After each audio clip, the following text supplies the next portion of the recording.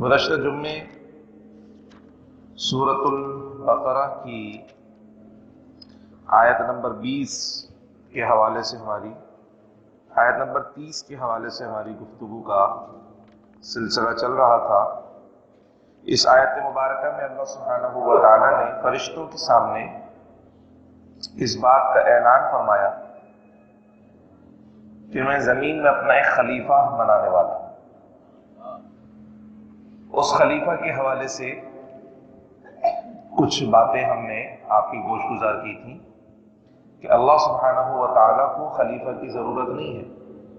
خلیفہ وہ ہوتا ہے جو سلطان کی عدم موجودگی میں اس کی امور سلطنت کو سر انجام دیتا ہے، اور اللہ سبحانہ و تعالیٰ تو موجود ہے، اس پر تو کبھی عدم طاری ہی نہیں ہوا، وہ کبھی غائب ہی نہیں ہوا، تو اللہ کو خلیفہ کی کیا ضرورت؟ تو اللہ کو خلیفہ کی ضرورت نہیں ہے، خلیفہ کی ضرورت بندوں کو ہے کہ بندے اللہ سبحانہ و تعالیٰ سے براہ راست فیض حاصل نہیں کر سکتے، اور اللہ سبحانہ و تعالیٰ کے احکامات کے متعلق جانکاری حاصل نہیں کر سکتے، اس لیے کوئی ایک واسطہ اور وسیلہ ان کے اور خدا کے درمیان ایسا ہونا چاہیے جو خدا سے لے اور بندوں کو دے۔ تو اس واسطے اور وسیلے کو اللہ سبحانہ و تعالیٰ نے اپنا خلیفہ ارشاد فرمایا کہ میں زمین میں اپنا خلیفہ بنانے والا ہوں۔ دوسری بات یہ ہوتی ہے کہ خلیفہ صرف احکامات لے کر پہنچاتا نہیں ہے بلکہ ان احکامات کو نافذ بھی کرتا ہے، چونکہ لینا، پیغام لینا اور دوسرے تک پہنچا دینا یہ تو ڈاکیے بھی کرتا ہے، ایک جگہ سے خط لیا دوسری جگہ پہنچا دیا، لیکن اس خط میں کیا تھا، اس کو کس طریقے سے نافذ کرنا ہے، اس پہ کیسے عمل کر کر دکھانا ہے، کہ ڈاکیے نہیں کرتا۔ میرا کام تو یہ لو اور دو، جبکہ اللہ کے نبی نہ صرف اللہ سبحانہ و تعالیٰ کی جانب سے اللہ کی بارگاہ سے احکام وصول کرتے ہیں، بلکہ ان احکام پر عمل کس طرح کرنا ہے وہ بھی کر کے دکھاتے ہیں، اور پھر اللہ کے حکم کو نافذ کر کر بھی دکھاتے ہیں۔ تو خلیفہ کی ذمہ داریوں میں سے ہوتا ہے۔ تو اللہ تعالیٰ نے فرمایا کہ میں زمین میں اپنا ایک خلیفہ بنانے والا ہوں۔ فرشتوں کے سامنے جو اللہ سبحانہ و تعالیٰ نے اظہار فرمایا، اس کا مقصد مشورہ کرنا نہیں ہے، کیونکہ اللہ سبحانہ و تعالیٰ مشورہ کرنے سے پاک ہے۔ مشورہ وہ کرتا ہے جس کا علم ناقص ہوتا ہے، جو اپنی بات سے مطمئن نہیں ہوتا، جو اپنے فیصلے سے مطمئن نہیں ہوتا، وہ چاہتا ہے کہ یار کسی اور سے بھی مشورہ کروں، وہ کوئی اچھی بات ہو سکتا ہے بتا دے۔ تو اللہ سبحانہ و تعالیٰ تو عالم الغیب ہے، اس سے کوئی چیز پوشیدہ ہے ہی نہیں، تو اللہ کو مشورے کی ضرورت نہیں ہے۔ اللہ سبحانہ و تعالیٰ یہاں مشورہ نہیں کر رہا، بلکہ اللہ سبحانہ و تعالیٰ فرشتوں کے سامنے اعلان فرما رہا ہے کہ میں زمین میں اپنا خلیفہ بنانے والا ہوں۔ اور خلیفہ کی شان دیکھیں، مطلب اس ٹائٹل کی شان یہ دیکھیں کہ ابھی وہ پیدا بھی نہیں ہوا، اس کے پیدا ہونے سے اللہ نے کہا کہ میرا خلیفہ ہوگا۔ اب جو اللہ کا خلیفہ ہوگا وہ کس شان کا حامل ہونا چاہیے؟ تو یہ بھی ہم نے گزشتہ جمعے آپ کو مثال دے کر سمجھایا تھا کہ جب کوئی کسی کو اپنا نائب یا خلیفہ کرتا ہے تو وہ دیکھ بھال کے کرتا ہے، تو دو چیزوں کا خاص طور پر اس میں خیال کیا جاتا ہے۔ ایک تو اس کے پاس علم بھی ویسے ہی ہونا چاہیے، اور دوسرا اس کے پاس اختیارات بھی ہونے چاہیے۔ اور پھر میں نے اپنی مثال آپ کو دی کہ اگر میں کسی کو اپنی جگہ یا چھوڑ کر جاتا ہوں تو ظاہر سی بات ہے جو ذمہ داری میری ہے وہ پورا کرنے کی اہلیت و صلاحیت اس میں ہونی چاہیے۔ اگر اس کے پاس علم ہی نہیں ہوگا تو کیا بیان کرے گا، کیا سمجھائے گا؟ اس کو نماز پڑھانے کا بولو نماز نہ پڑھا سکے، تراویح پڑھانے کا بولو تراویح نہ پڑھا سکے، بیان کرنے کا بولو بیان نہ کر سکے، تو پھر اس کا مطلب یہ ہے کہ میں ایسے بندے کو اپنی جگہ چھوڑ کر نہیں جاؤں کیونکہ وہ میری ذمہ داریاں پوری نہیں کر پا رہا۔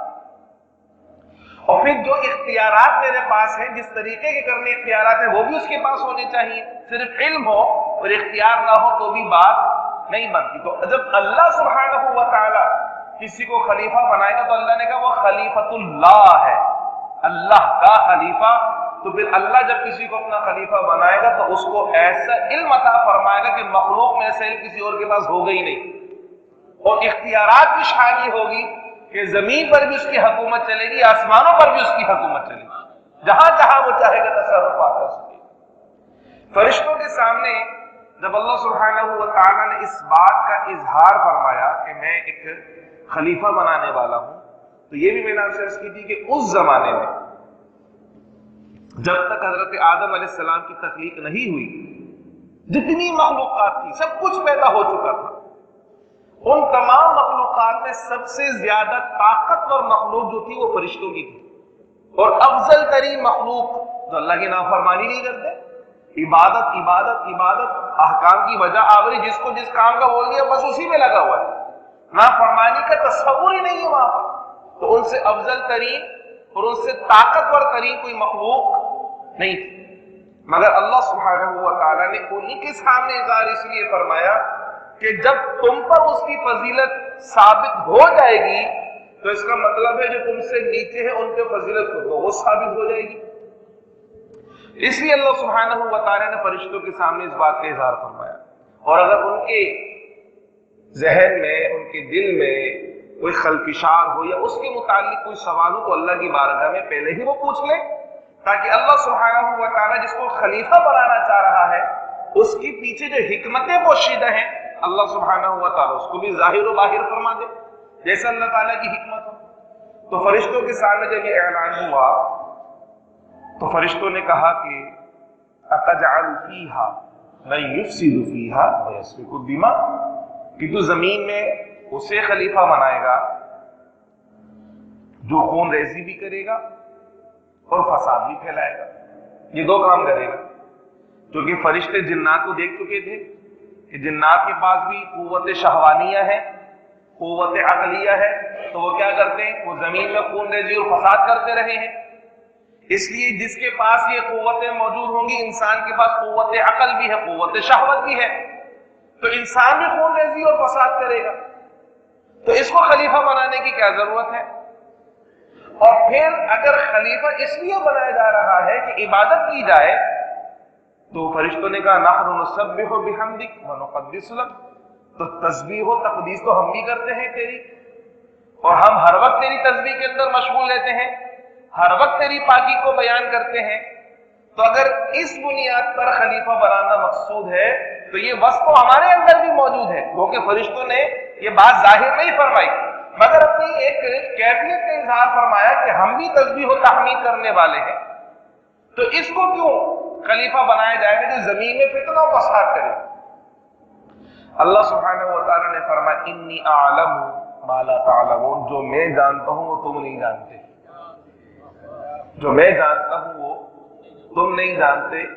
تم یہ تو دیکھ رہے ہو کہ حضرت آدم علیہ السلام جس کو میں خلیفہ بنانے والا ہوں، زمین کے اندر جن کو بسانے والا ہوں، فساد کریں گے، خون ریزی کریں گے، مگر تمہاری نظر صرف مفسدوں پر ہے، میری نظر محبوبوں پر ہے۔ تمہیں فرعون، نمرود، شداد، قارون اور حامان نظر آ رہے ہیں، مجھے موسیٰ نظر آ رہے ہیں، مجھے عیسیٰ نظر آ رہے ہیں، مجھے محمد مصطفیٰ نظر آ رہے ہیں، مجھے ابراہیم و خلیل نظر آ رہے ہیں، تو تم صرف فساد والی کیفیت کو دیکھ رہے ہو، اور میں ان محبوبوں پر نگاہ کیے ہوئے ہوں کہ جب وہ محبوب کسی مفسد کو دامن رحمت میں لیں گے تو میں اس کے بھی گناہوں کو معاف فرما دوں گا۔ ابھی تک پیدا بھی نہیں ہوئے، اور اللہ سبحانہ و تعالیٰ فرماتا ہے کہ میں وہ جانتا ہوں جو تم شریروں کو دیکھ رہے ہو، اور ہم انہیں دیکھ رہے ہیں جو شریروں کو بھی دامن رحمت میں پناہ دے دیا کرتے ہیں۔ بلا شبہ خون ریزی اور فساد مچانے والے ہوں گے، مگر ان کے درمیان اللہ کے ایسے محبوب بھی ہوں گے کہ ان کی وجہ سے پوری دنیا امن و سلامتی کا مرکز بن جائے گی۔ محمد مصطفیٰ صلی اللہ علیہ وسلم کی ذات گرامی کو دیکھ لیجیے، پہلے کتنی خون ریزی اور فساد تھا، اور سرکار جب آئے تو پیغمبر امن و سلامتی بن کر تشریف لے کر آئے۔ سرکار کے مذہب کا نام ہی اسلام رکھ دیا گیا کہ یہ ہے ہی سراسر سلامتی والا مذہب، تو تمہاری نگاہ وہاں تک جا رہی ہے، تم صرف اور صرف مفسدوں اور فساد کو دیکھ رہے ہو، اور ہم ان کو دیکھ رہے ہیں جن کے صدقے میں ہم مفسدوں اور فساد والوں کی بھی بخشش فرما دیا کریں گے۔ اور پھر آپ دیکھیے کہ بھئی جب تک کوئی گناہ نہ کرے تو معاف کرنے والے کی معاف کرنے کی جو صلاحیت ہے اس کا اظہار کیسے ہوگا؟ مثال کے طور پہ آپ بولنے والے ہیں، یہ آپ کی صفت ہے، لیکن جب تک آپ بول کر نہیں دکھائیں گے تو پتہ کیسے چلے گا آپ بولتے کیسے ہیں؟ آپ کھانے والے ہیں، یہ آپ کی صفت ہے، لیکن جب تک آپ کھا کر نہیں دکھائیں گے تو پتہ کیسے چلے گا آپ کھاتے کیسے ہیں؟ اللہ سبحانہ و تعالیٰ کی صفت رحمان ہے، اللہ کی صفت ستار ہے، اللہ کی صفت غفار ہے، اللہ کی صفت تواب ہے۔ ارے جب کوئی گناہ کرے گا نہیں تو وہ معاف کیسے کرے گا؟ اور جب معاف نہیں کرے گا تو اس کے غفار ہونے کا اظہار کیسے ہوگا؟ ارے لوگ فساد کریں، وہ ان کے عیبوں پر پردہ ڈال کر اپنی صفت ستاریت کا اظہار فرمائے گا، اور جب اندھیرے میں رو کر وہ آنسو بہا کر اپنے رب کی بارگاہ میں توبہ کریں گے، وہ اپنی دامن رحمت میں چھپا کر ان کے گناہوں کو معاف کر کر اپنے غفار ہونے کا اظہار فرمائے گا۔ پھر گزشتہ جملے ہم نے آپ کو بتایا کہ خود فرشتے بھی حضرت آدم علیہ السلام اور انسان کی پیدائش سے پہلے کئی ایسے کام تھے جو فرشتے نہیں کر سکے۔ جب حضرت انسان کو اللہ نے تخلیق فرمایا اور انبیاء کو تخلیق فرمایا تو پھر فرشتوں کو بھی وہ منصب ملے ہیں۔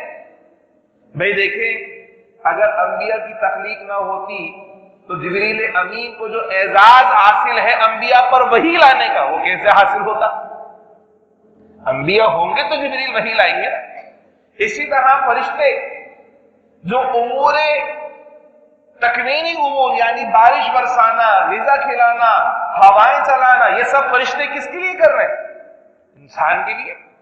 اگر انسان نہ ہوتا تو کرامن کاتبی ان کا تصور، اگر انسان نہ ہوتا تو منکر نکیر کا تصور، یہ ساری کی ساری کیٹیگریز اور فضیلتیں جو فرشتوں کو مل رہی ہیں حضرت انسان کی وجہ سے مل رہی ہیں۔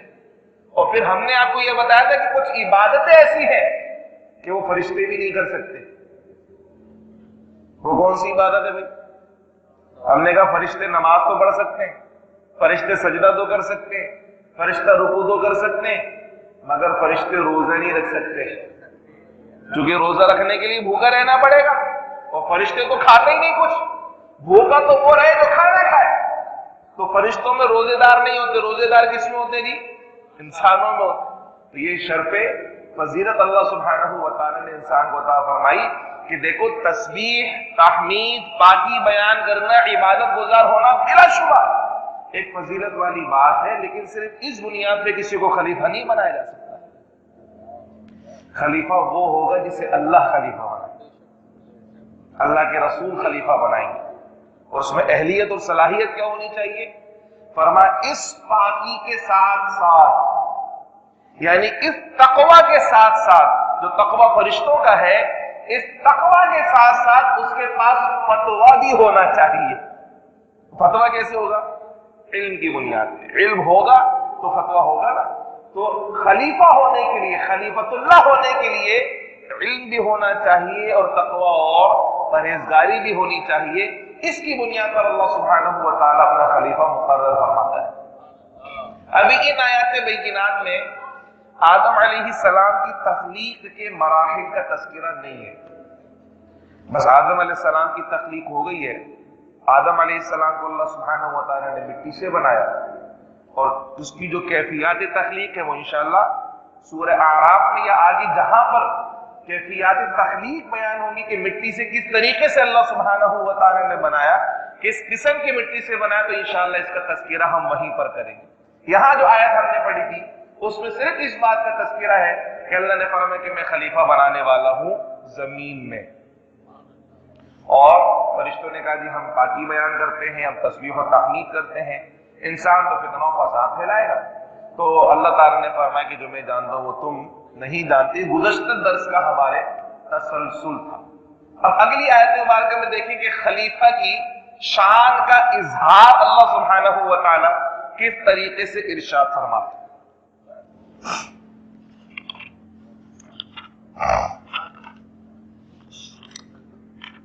بسم اللہ الرحمن الرحیم۔ وعلم آدم الأسماء كلها ثم عرضهم على الملائكة فقال انبئونی بأسماء هؤلاء ان کنتم صادقین قالوا سبحانك لا علم لنا إلا ما علمتنا إنك أنت العليم الحكيم صدق اللہ العظیم۔ اور سکھایا آدم کو نام تمام اشیاء کے، پھر تمام اشیاء ملائکہ پر پیش کر کر فرمایا اگر تم اپنے دعوے میں سچے ہو تو ان کے نام بتاؤ۔ تو فرشتوں نے کہا کہ باری اللہ ہمارے پاس تو اتنا ہی علم ہے جتنا تو نے ہمیں عطا فرمایا، اس کے علاوہ ہمارے پاس علم نہیں ہے، بے شک تو ہی جاننے والا ہے اور تو ہی حکمت والا ہے۔ آدم علیہ السلام کی جب تخلیق ہوئی تو اللہ سبحانہ و تعالی نے آدم علیہ السلام کو ناموں کا علم عطا فرمایا۔ پہلی بات تو یہاں پر یہ جانے کہ آدم علیہ السلام کا نام آدم خود اللہ نے رکھا۔ نام رکھنا اور اچھا نام رکھنا، نام ایک نسبت سے رکھنا، اس کی بھی بڑی شان ہے، اور اس نام کا تذکرہ خود اللہ سبحانہ و تعالی نے قرآن مجید فرقان حمید میں ارشاد فرمایا۔ اور جتنی بھی آسمانی صحائف نازل ہوئے، اولڈ ٹیسٹیمنٹ بھی پڑھے، نیو ٹیسٹیمنٹ بھی پڑھے، اس میں بھی آدم علیہ السلام نام کا نام آپ کو آدم ہی ملے گا۔ باقی انبیاء کے ناموں کے تلفظ میں تبدیلی آئے گی، ہم یعقوب کہتے ہیں تو وہ جیکب کہہ رہے ہیں، ہم یوسف کہہ رہے ہیں تو وہ جوزف کہہ رہے ہیں، لیکن جب آدم کی بات آئے گی تو آدم آدم ہی رہے گا۔ تو اللہ سبحانہ و تعالی نے یعنی باقی انبیاء کے جو نام رکھے گئے ہیں وہ ان کے والد صاحب نے رکھے، خاندان کی کسی فرد نے رکھے، اللہ کی جانب سے القاء ضرور کیے گئے، مگر ان کا چونکہ کوئی باپ ہی نہیں ہے، ان کی کوئی ماں نہیں ہے، ان کا کوئی خاندان ہی نہیں، یہ سب سے پہلے بشر ہیں جنہیں اللہ نے تخلیق فرمایا ہے، تو ان کا نام بھی کس نے رکھا؟ اللہ نے رکھا۔ فرمایا وعلم آدم، ہم نے آدم کو سکھایا، سکھانے والی ذات ہے اللہ کی۔ حضور علیہ السلام کی ہم ایک شان بیان کرتے ہیں کہ سرکار امی ہے۔ کیا ہے؟ امی۔ امی کا معنی ہوتا ہے، عام لفظوں میں ترجمہ کریں تو وہ شخص جس نے پڑھا نہ ہو، جو پڑھا لکھا نہ ہو، مگر سرکار کی یہ شان ہے۔ کسی اور بندے کے لیے کہیں کہ وہ پڑھا لکھا نہیں ہے تو اس کے لیے عیب ہے، ارے پڑھے لکھے نہیں، مگر حضور کی شان یہ ہے کہ سرکار امی ہے، سرکار پڑھے لکھے نہیں مگر پوری کائنات کو پڑھا گئے۔ تو سرکار کے لیے جب ہم یہ ترجمہ کرتے ہیں اور کہتے ہیں سرکار نے کسی انسان سے نہیں پڑھا، سرکار امی اس لیے ہے کہ انسانوں میں سرکار کو کوئی استاد نہیں ہے، ہاں سرکار کو اگر کسی نے سکھایا ہے تو کسی نے سکھایا۔ فرما الرحمن علم القرآن، اگر محبوب رحمان کو کسی نے قرآن سکھایا تو خود خالق رحمان نے سکھایا ہے، کسی انسان کے سامنے دان و تلمذ طے نہیں کیا۔ اب آپ دیکھیں جو خلیفۃ اللہ ہے، اللہ کے سب سے پہلے خلیفہ اور جو انسانوں کے دادا ہیں، حضرت آدم علیہ السلام کی شان یہ دیکھیں کہ آدم علیہ السلام نے بھی کسی کے سامنے دان و تلمذ طے نہیں کیا، کیونکہ یہ سب سے پہلے انسانی ہے۔ یہ کس سے سیکھیں گے؟ کس کے پاس سیکھنے کے لیے جائیں گے؟ کس کے پاس پڑھنے کے لیے جائیں گے؟ اللہ سبحانہ و تعالی نے یہاں پر یہ بات ارشاد فرمائی کہ جو اللہ کا خلیفہ ہے اسے کسی سے پڑھنے کی ضرورت نہیں، جو کہ یہ اللہ کا خلیفہ ہے تو جس کا خلیفہ ہے وہ خود علم کی نعمت سے مالا مال فرما دے گا۔ جو کسبی علم ہے، یعنی ہم جو کتابوں سے پڑھنے کے لیے جاتے ہیں، جو کتابوں سے سیکھتے ہیں، جو مدرسے اسکول اور یونیورسٹیز میں جا کے سیکھتے ہیں، یہ کہتے ہیں کسبی علم۔ کسب مینس کمانا، اپنی محنت سے حاصل کرنا، یہ کہلاتا ہے کسبی علم۔ اور ایک ہوتا ہے وہبی علم۔ وہبی علم وہ ہوتا ہے جو اللہ اپنی طرف سے اپنے بندے کے سینے میں خود عطا فرما دیتا ہے، اس کے لیے نہ تو مدرسے جانے کی ضرورت پڑتی ہے، نہ یونیورسٹی جانے کی ضرورت پڑتی ہے، نہ کسی استاد کے سامنے جانے کی ضرورت پڑتی ہے۔ بس اللہ جس کو چاہتا ہے اللہ سبحانہ و تعالیٰ اپنے علم کے خزینوں میں سے کوئی نہ کوئی نعمت اس کے سینے میں عطا فرما دیتا ہے۔ تو آدم علیہ السلام کو اللہ سبحانہ و تعالیٰ نے تمام اشیاء کے ناموں کا علم سکھایا. تو سکھایا ایسے نہیں کوئی کتاب ان کو دے دی گئی کہ چلو بھائی رٹو، اس کو یاد کرو، اس کو یاد کرو، اس کو یاد کرو، نہیں، بلکہ اللہ سبحانہ و تعالیٰ نے ایک لمحہ، یہ بھی بہت بڑی بات ہے، ایک لمحے سے بھی کم وقت میں اللہ سبحانہ و تعالیٰ نے ان کے سینے میں تمام علوم کو محفوظ فرما دیا. آج جتنا زیادہ ہم ترقی کرتے جا رہے ہیں اتنا قرآن کی آیتوں کو سمجھنا ہمارے لیے آسان ہوتا جا رہا ہے، اس کی تشریح آسان ہوتی جا رہی ہے، اس کی پریکٹیکل انڈرسٹینڈنگ آسان ہوتی جا رہی ہے. سافٹ ویئر بنائی گئی، اس سافٹ ویئر کو آٹومیٹک کسی ڈیوائس میں آپ انسٹال کر دیں، وہ ڈیوائس آٹومیٹک آپ کا سارا ڈیٹا محفوظ کرتی جائے گی اور آپ کو ویسے بتاتی بھی جائے گی جو آپ کو چاہیے. آپ سرچ کرتے ہیں گوگل کے اوپر، ایک لفظ لکھتے ہیں، اس کے سینکڑوں تلاش کے آنسرز آپ کے سامنے آ جاتے ہیں کہ جو لفظ آپ نے ڈھونڈنا چاہا وہ اتنی ساری جگہوں پہ، مطلب کروڑوں کی تعداد میں وہ آپ کو سرچ آپشن دکھاتا ہے، آپ کے ریزلٹ دکھا دیتا ہے. کتنے کروڑوں کی تعداد میں ہوتے ہیں وہ کروڑوں کی تعداد میں ہوتے ہیں. نیچے دیکھیں تو پیج ہے، جو کمپیوٹر یوز کرتے ہیں، جو گوگل یوز کرتے ہیں، میری بات کو سمجھ جائیں گے آسانی سے. ایک لفظ لکھتے ہیں تو ایک لمحہ لگتا ہے، ایک لمحہ صرف آپ انٹر مارتے ہیں اور وہ کروڑوں کی تعداد میں ریزلٹ آپ کے سامنے. جو انسان کا فیڈ کیا ہوا ڈیٹا اتنی تیزی سے کام کرتا ہے تو جسے خدا نے علم دیا ہوگا اس کا حافظہ کیسا ہوگا، وہ کیسے بیان کرے گا. تو چیزیں سمجھنا ہمارے لیے آسان ہو رہا ہے کہ ڈیٹا فیڈ ہوا، اسی کو کہا جاتا ہے علم لدنی. اللہ تعالیٰ جس کو چاہے علم عطا فرماتا ہے. اسی طرح خلافت کے جو مستحق ہوا کرتے ہیں انہیں پھر کسب علم نہیں کرنا پڑتا، اللہ سبحانہ و تعالیٰ اس کے علاوہ بھی ان کو علم سے باہر فرماتا ہے. لیکن اس کا یہ مقصد ہرگز نہیں ہے کہ بندہ علم حاصل کرنا چھوڑ دے، یہ مقصد ہرگز نہیں ہے. مقصد تو یہی ہے کہ بندہ کوشش کرتا رہے، مگر علم کا جو نور ہے وہ کتابوں سے نہیں ملتا، وہ سینوں سے ملا کرتا ہے. کتابوں سے معلومات ملتی ہے، معلومات میں اضافہ ہوتا ہے، لیکن پریکٹیکل انڈرسٹینڈنگ کے ساتھ ساتھ ایمان اور یقین کی کیفیت میں اضافہ ہونا یہ صرف اس وقت ہوتا ہے کہ جب بندہ کسی صاحب دل کی صحبت کو اختیار کرتا ہے، پھر وہ باتیں سیکھتا ہے جو کسی کتاب میں نہیں ہوتی، جو خدا کی طرف سے القاء کردہ، الہام کردہ ہوا کرتی ہے. ابھی پچھلے دنوں یکم جمادی الثانی حضرت سلطان باہو رحمۃ اللہ علیہ کا عرس مبارک تھا. اس میں ایک پروگرام تھا، اس میں گفتگو جب میں کر رہا تھا تو ایک بڑی خوبصورت بات، سوال میرے پاس یہ آیا کہ حضرت سلطان باہو نے کتنی کتابیں تصنیف فرمائی ہیں، ذرا آپ اس کے بارے میں بتائیے. حضرت سلطان باہو کی شان یہ ہے کہ آپ نے کسی استاد سے پڑھا ہی نہیں ہے. پوری ہسٹری پڑھ کے دیکھ لیں ان کی، وہ کسی مدرسے میں نہیں گئے، کسی استاد کے سامنے زانو تلمس طے نہیں کیا، مگر علم تصوف پر 140 کتابیں لکھی ہیں آپ نے. کتنی؟ تصوف کے اوپر. وہ بندہ جو کبھی مدرسے گیا نہیں، کسی استاد کے سامنے بیٹھا نہیں، 140 کتاب، ایک کتاب تو لکھے آپ. میں آپ کو کہتا ہوں ایک کتاب لکھی جس کو 140 صفحے اس سے آپ کو لگ پتہ جاوے گا. ایک کتاب 140 صفحوں کی لکھ کر دکھاؤ، آپ کو لگ پتہ جائے گا کہ علم ہوتا کیا ہے. 140 کتابیں ہزاروں صفحات کی لکھ ڈالی، کسی مدرسے میں نہیں گئے. کہاں سے لکھی؟ یہ وہ علم تھا جو صحیفے سے نہیں آیا تھا، جو سینوں سے آیا تھا. القائی الہامی علم تھا جو کتابوں میں نقل کر کے چلے. آج بھی اللہ کی شان کا ظہور ہوتا ہے، لیکن اس کا یہ مطلب ہرگز نہیں کہ بندہ بولے جی میں بھی بس مدرسے نہیں جا رہا، میں بھی نہیں جا رہا پڑھنے پڑھانے کے لیے، مجھے بھی القاء ہو جائے گا. بھائی دل تو صاف کر کے رکھو، ایسے تھوڑی آ جائے گا. گندے برتن میں تو دودھ والا دودھ نہیں دیتا، ہمارے گندے سینے میں اللہ کے علم کا نور کیسے آ جائے گا. ان کا سینہ صاف تھا، شیشے کی طرح مانند صاف تھا، بالکل چمکتا اجلا.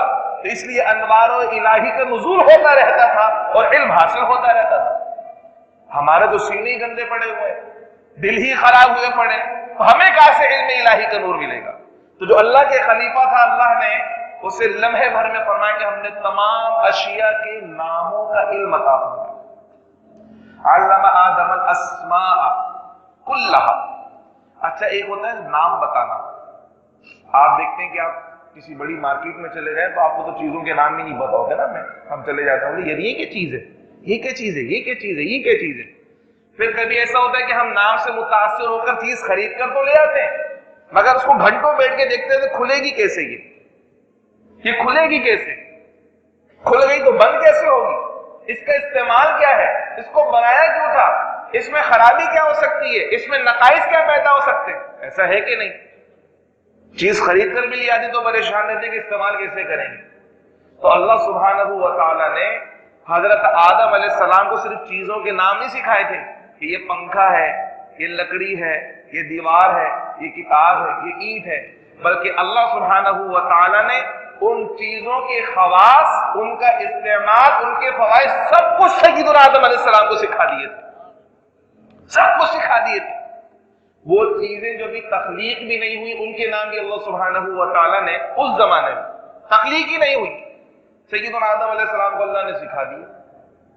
جب وہ سارے کے سارے علوم آپ سیکھ گئے, کتنی دیر میں, کوئی کتاب نہیں دی کہ یاد کر لو, لمحہ ساری کی ساری معلومات, ساری کی ساری معلومات جب جمع ہو گئی تو پھر کیا ہوا, اللہ سبحانہ و تعالی نے اب فرشتوں کے سامنے ان چیزوں کو دکھایا اور ان چیزوں کو دکھا کر کہا کہ چلو ذرا ان کے نام بتاؤ.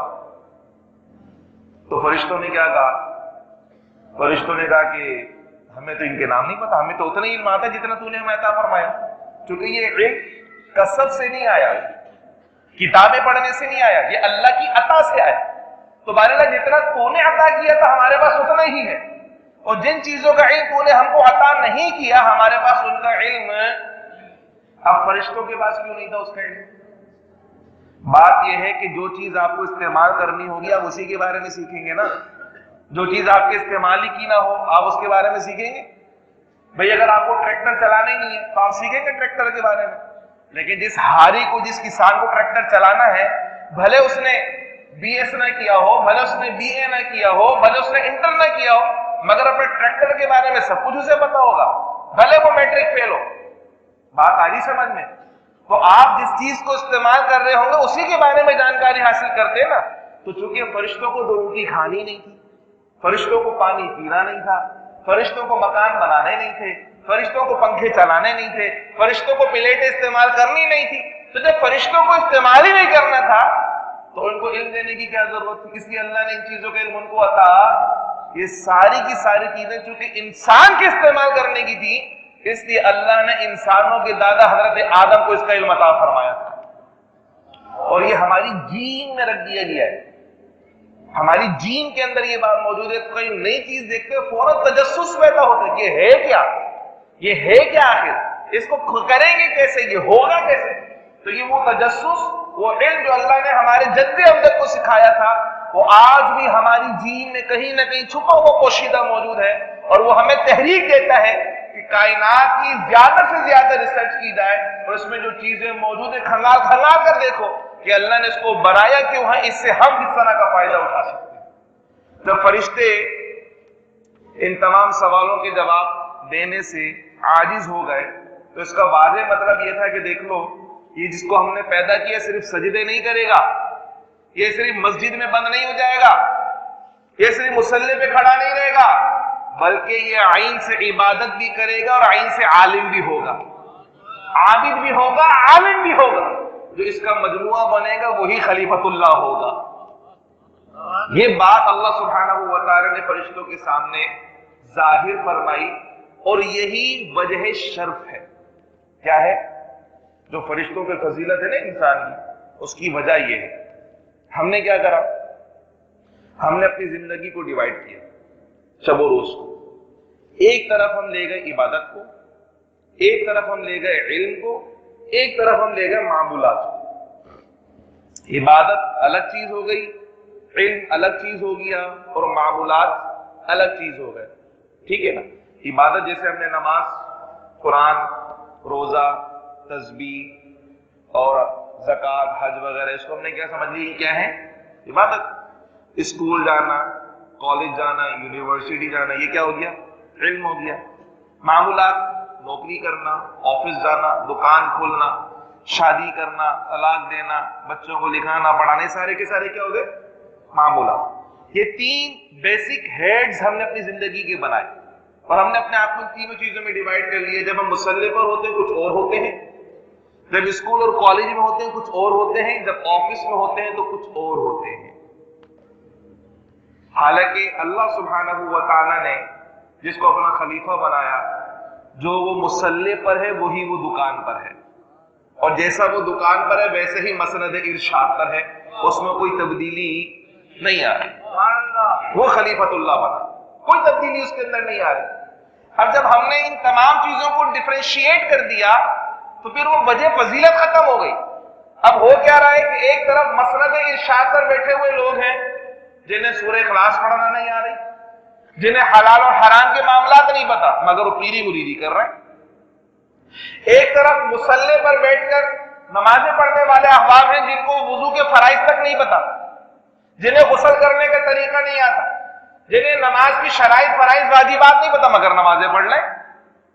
اور ایک طرف وہ اعلیٰ تعلیم یافتہ طبقہ بھی ہمارے پاس ہے جو کیمسٹری کے تمام لاز کو جانتا ہے، جو فزکس کی اچھی اچھی باتیں کر سکتا ہے، جو ایسٹرونومی آپ کو بتا سکتا ہے، مگر اسے یہ نہیں پتا کہ اسلام کے 5 بیسک پلرز کون سے ہیں.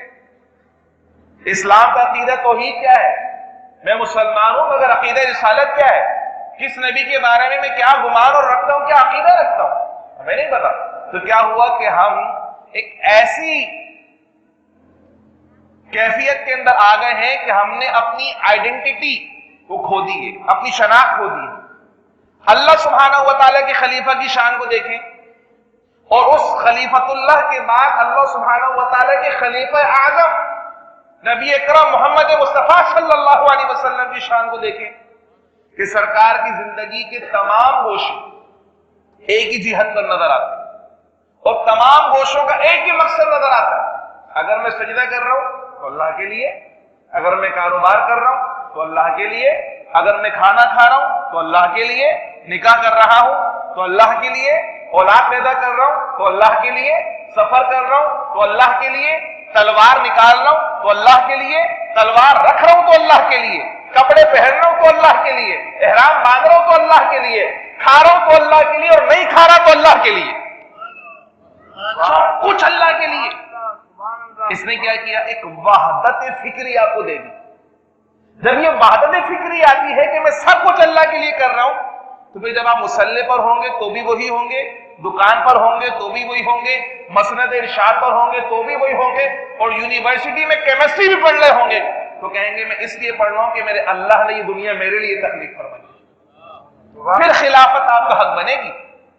آپ یہ بتائیے، حضرت عمر فاروق رضی اللہ تعالیٰ عنہ یقیناً بحیثیت مسلمان ہم ان کے بارے میں جانتے ہیں کہ مسلمانوں کے دوسرے خلیفہ راشد، اور انہوں نے 22 لاکھ مربع میل پر حکومت کی. کتنے؟ 22 لاکھ، کم و بیش 22 لاکھ مربع میل پہ آپ نے حکومت کی. یہ جو پاکستان ہے نا، پاکستان یہ ایک صوبہ تھا، صرف اتنی بڑی ریاست کو حکومت کر چکی ہے، صرف ایک صوبے کی مانند تھا پاکستان.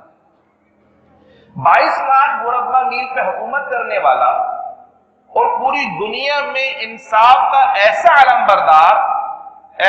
بردار کہ ان کا نام ہی اس بات کی ضمانت بن گیا کہ حضرت عمر فاروق رضی اللہ تعالی عنہ عدل اور انصاف قائم کرنے والے. انہوں نے کون سی یونیورسٹی سے LLB کیا تھا، یا کون سی یونیورسٹی سے LLM کیا تھا، کون سی جامعہ سے قانون کی تعلیم حاصل کی تھی؟ کوئی بتا سکتا آپ میں سے؟ وہ جو آج کل قانون کی تعلیم حاصل کر رہے ہیں اور قانون کی تعلیم حاصل کرنے کے بعد قاضی کے مرتبے پر جا کر بیٹھتے ہیں، وہ بھی عدل و انصاف قائم نہیں کر سکتے اتنی ڈگریاں لینے کے بعد. اور ایک وہ حضرت عمر فاروق جو محمد مصطفیٰ کی صحبت سے فیض اٹھانے والے تھے، دنیا میں عدل و انصاف کا دورہ کر کر دکھایا. اچھا، ہمارے وہاں پاکستان کے اندر جو ہے وہ PhD یہ ہائیسٹ ڈگری ہے، اس کے بعد D.Litt پاکستان میں بہت کم ہی لوگ کرتے ہیں. بہت عالم و فاضل جانے جاتے ہیں وہ لوگ جو PhD کرتے ہیں اپنے خاص ٹاپک کے اندر. جی اس خاص ٹاپک میں ان کو مہارت حاصل ہے، اس کے علاوہ آپ ان سے بات کریں گے تو ان کو کچھ نہیں آتا. اور نبی کریم رؤوف الرحیم صلی اللہ علیہ وسلم کی بارگاہ کے صحبت یافتہ لوگوں کو دیکھیں، ان کے علم کی شان کیا ہے۔ مولا علی مشکل کشا شیر خدا رضی اللہ تعالی عنہ، آپ سے کسی نے پوچھا بتائیں بھائی کون سے جانور انڈے دیتے، کون سے جانور بچے؟ آج اگر یہ سوال اٹھایا جائے، میں اپنی کلاس کے اندر جا کے سوال کروں اپنے پروفیسر سے، سر کے کون سے جانور بچے دیتے ہیں اور کون سے جانور انڈے دیتے ہیں، تو وہ کیا بولیں گے؟ کیا جواب؟ آپ کے پاس کوئی جواب ہوگا اس سوال کا؟ آپ بولیں گے ہمیں کیا پتا بھائی کون سے جانور بچے دیتے ہیں کون سے جانور انڈے دیتے ہیں۔ بولیں گے ارے یہ تو بہت بہترین ٹاپک، اس پہ ریسرچ ہونی چاہیے، اس پہ پورا تھیسس لکھو اور جاؤ پوری دنیا میں جا کے دورے کرو کہ کس جانور کون سا جانور بچے دیتا ہے، کون سا جانور انڈے دیتا ہے، جاؤ پوری دنیا کا وزٹ کرو۔ ہوگا کہ نہیں ہوگا؟ پھر میری بات سمجھ میں آ رہی ہے آپ کے؟ ہوگا نا؟ مطلب کوئی یونیورسٹی میں پروفیسر بھی آپ کو یہ بات نہیں بتائے گا جب تک اس پہ کوئی ریسرچ آرٹیکل نہ لکھا جائے، کوئی تھیسس موجود نہ ہو، کوئی تحقیق موجود نہ ہو، اس کا جواب نہیں ہو سکتا۔ مگر مولا علی سے پوچھا بتائیے کہ کون سے جانور بچے دیتے ہیں کون سے جانور انڈے؟ آپ نے فرمایا جن کے کان باہر ہیں وہ بچے دیتے ہیں، جن کے کان اندر وہ انڈے دیتے ہیں، دیکھتا جا اور سمجھتا جا۔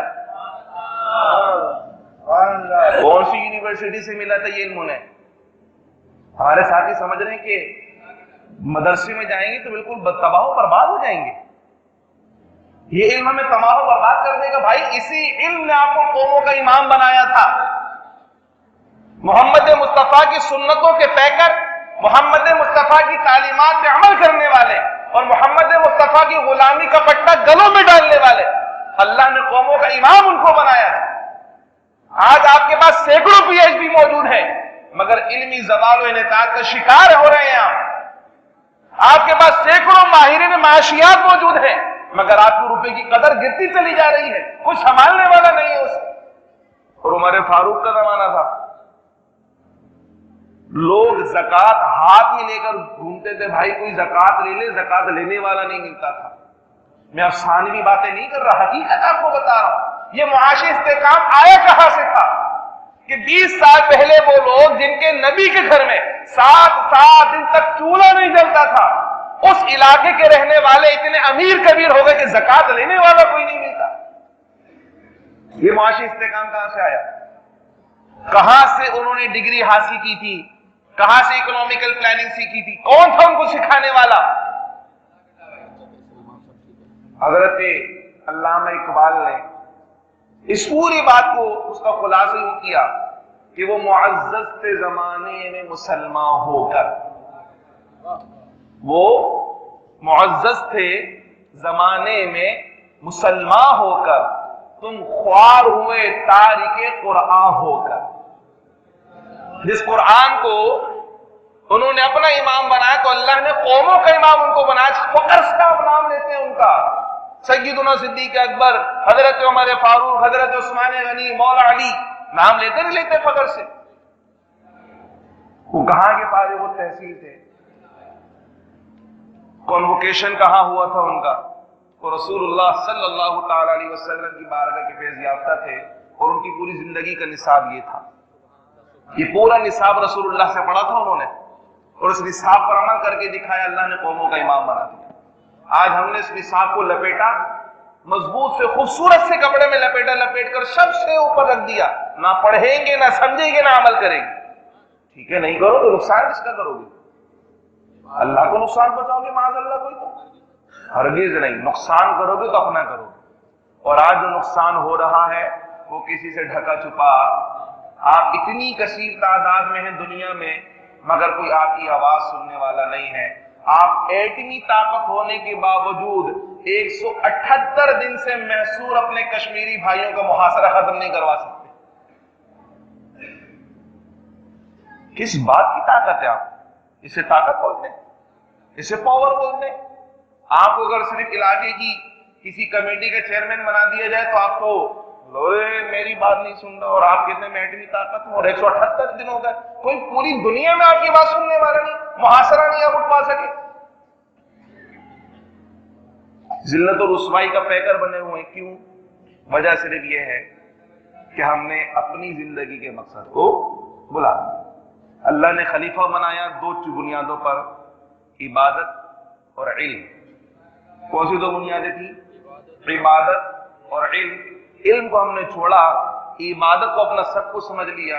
इबादत तो फरिश्ते भी कर रहे थे, फरिश्तों ने कहा था हम करते इबादत, मगर अल्लाह ने कहा कि मैं वो जानता हूं जो तुम नहीं जानते। तो इल्म से उरूज मिलना है। और इल्म कौन सा है जनाब?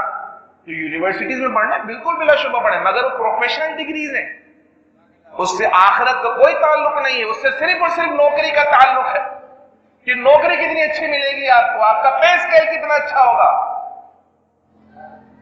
अगर दुनिया और आखिरत की इज्जत और भलाई किसी इल्म और तालीम के अंदर है तो वो कुरान मजीद फुरकान हमीद के अंदर है। ये नहीं कहते कि आप आलिम बने, लेकिन मैं कहता हूं कि कुरान पढ़ें, कुरान पढ़ें, कुरान समझें और कुरान पर अमल करें। अल्लाह करीम आपको और मुझे अमल करने की तौफीक अता फरमाए।